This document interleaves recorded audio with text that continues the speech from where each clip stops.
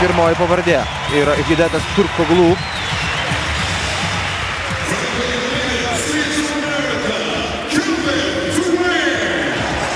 Kevinas Durantas.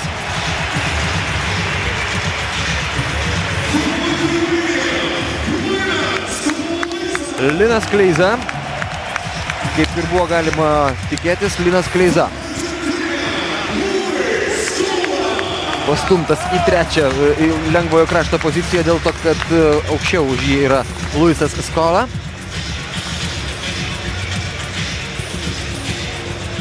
Sudėtinga būtų prieš šį penketą atsilaikyti.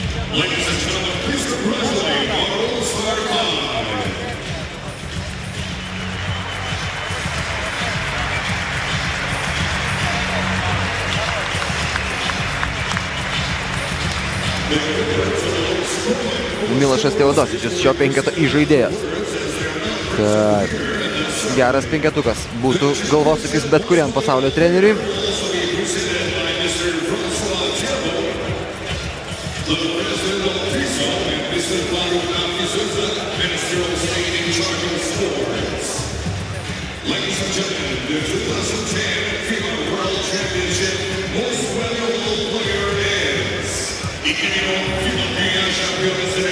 Naudingiausias krepšininkas dabar. Žinoma, yra Kevinas Durantas. Most valuable player of this championship. Ir jis to nusipelno. Labai retai, išskirtiniais atvejais naudingiausias krepšininkas būna paimamas ne iš nugalėtojų komandos, tačiau net jeigu šiandien amerikiečiai būtų kažkokiu stebuklingu būdu pralaimėję turkams, ko gero, Kevinas Durantas būtų vis tiek gavęs šį apdovanojimą.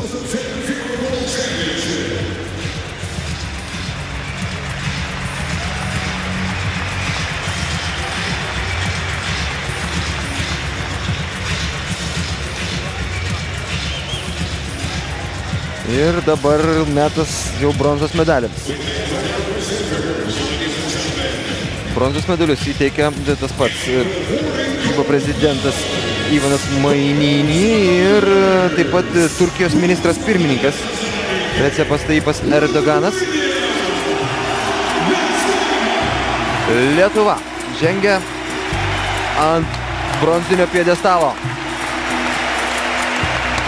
Tai yra fantastika. Tai yra neįtikėtina ir nuostabu.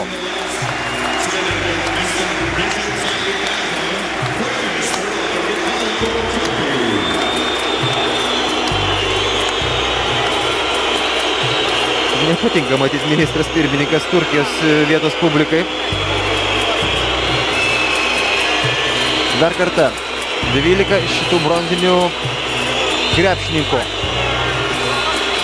Renaldas Seibutis, Mantas Kalnietis, Jonas Mačiulis, Martynas Pocius, Robertas Jevtokas, Martynas Gesevičius, Tomas Delninkaitis, Simas Jasaitis, Linas Kleiza, Tadas Klimavičius, Paulius Jankūnas, Martynas Andriuškevičius ir Kęstutis Kemzūra, kuris žinoma taip pat dėkoja ir visam štabui ir visai, ne tik trenerių štabui, bet visam tam štabui, kuris aplinkui, dėl to, kad, kaip sakė Kęstutis Kemzūra, vienas tu padaryti nieko negali. Tai yra didžiulė Lietuvos krepšinio pergalė. O mes juk atvažiavome čia, apšilti kojas ir nepadaryti nereikalingos pertraukos prieš Europos krepšinio čempionatą, kuris kitais metais vyks Lietuvoje. Kitais metais niekur nereikės važiuoti. Nors gali būti, kad bilietus į krepšinio rungtynes bus gauti įmanoma dar sunkiau negu svečiose šalise. Bet kitą vasarą mūsų laukia dideli ir įdomus įvykiai. Ir kas galėjo pagalvoti, kad jie bus tokie dideli, tokie įspūdingi ir tokie nuostabus čia, Turkijoje, pasaulio krepšinio čempionate. Viena iš jaunesnių komandų šiose pirmenybėse su jaunu treneriu už vairo įrodė, kad šitame čempionate negali įveikti tik tai amerikiečių, kurių negalėjo įveikti niekas. Lietuva. Ir toliau krepšinio žemėlapyje didelėmis raidėmis. Na, o dabar aplodismentai ir ovacijos Turkijos komandai, kuri taip aukštai dar niekada nebuvo. Tai yra komanda, kuri nėra laimėjusi niekada jokių aukso medalių. Tai yra komanda, kurios pasiekimas iki šiol buvo didžiausias Europos čempionato sidabras. Ir dabar jie tą pačią spalvą iškovojo pasaulio čempionate. Tai neabejotinai yra didelis žingsnis pirmin. Tai neabejotinai yra dar didesnė pergalė nei ta 2001-aisiais. Ir tai dabar yra nauja Turkijos krepšinio viršūnė.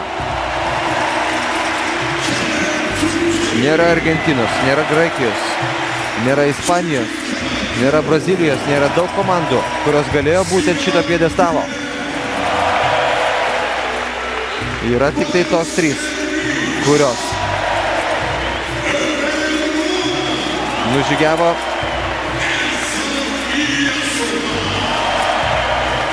iki pat galo ir iškovojo pergalės.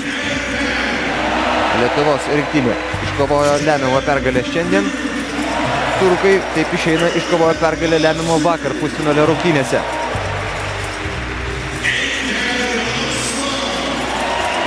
Tai buvo jų sidabrinis žingsnis.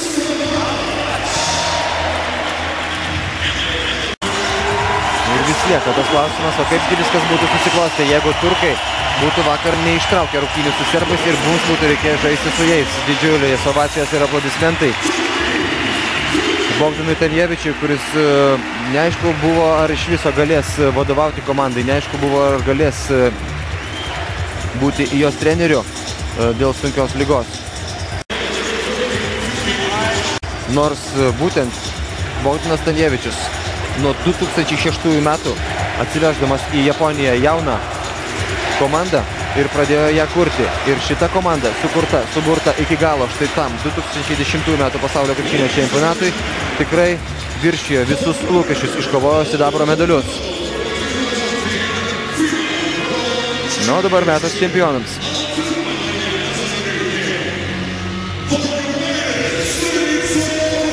Jungtinių Amerikos valstijų komanda yra pasaulio čempionė. Numeris 1 ir geriausia komanda planetoje. Niekas su tuo ginčytis negali. Jeigu norėjo su tuo pasiginčyti, galėjo tai padaryti aikštelėje. Dabar jau vėlo.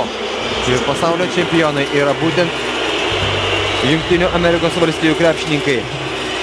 FIBA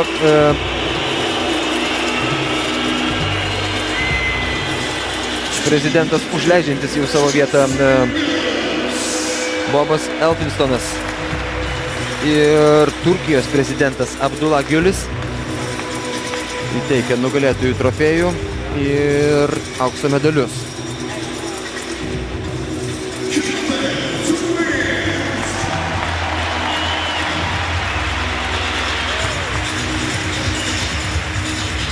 Na, tikrai nesuvaidintos šypsenos.